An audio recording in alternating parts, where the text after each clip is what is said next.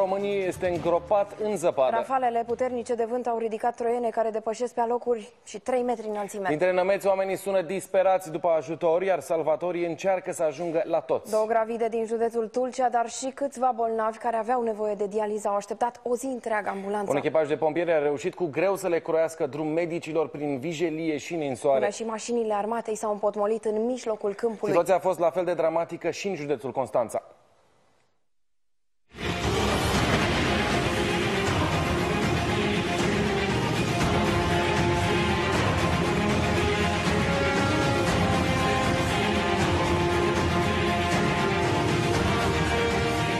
Mai bine de 10 ore, pompierii se luptă cu nămeții și cu viscolul foarte puternic. În această mașină este un copil de câțiva anișori și urmează să fie transportată cu mama ei, mutată în ambulanță. O mamă își strânge la piept copilul de doar câțiva ani. Au rămas blocați în mașină în mijlocul câmpului și se teme pentru viața lui. Câțiva pompieri o scot din mașină și o urcă în auto specială cu medici.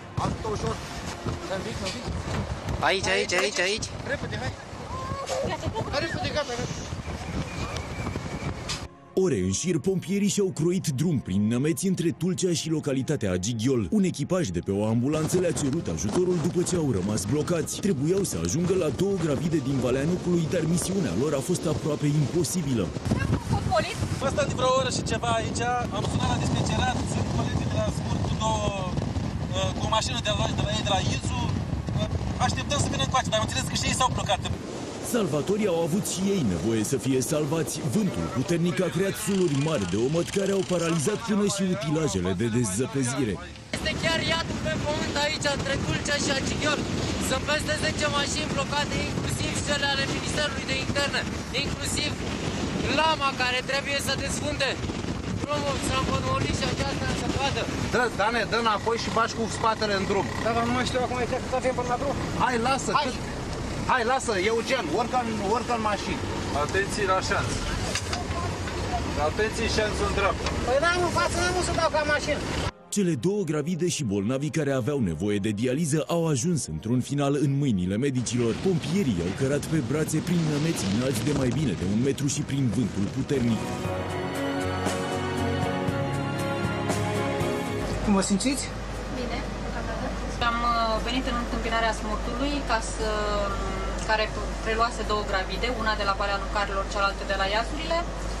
Gravidele sunt bine, momentan. Pompierii au salvat apoi tot ce le-a ieșit în cale. Unde nu a făcut față freza sau lama, ei au luptat cu mâinile goale sau cu lopețile împotriva zăpezii.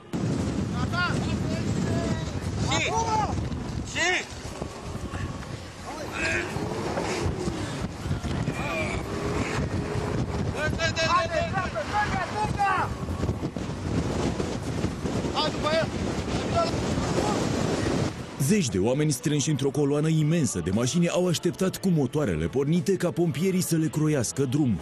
Stați de mult aici, în coloană. Nu vă aud.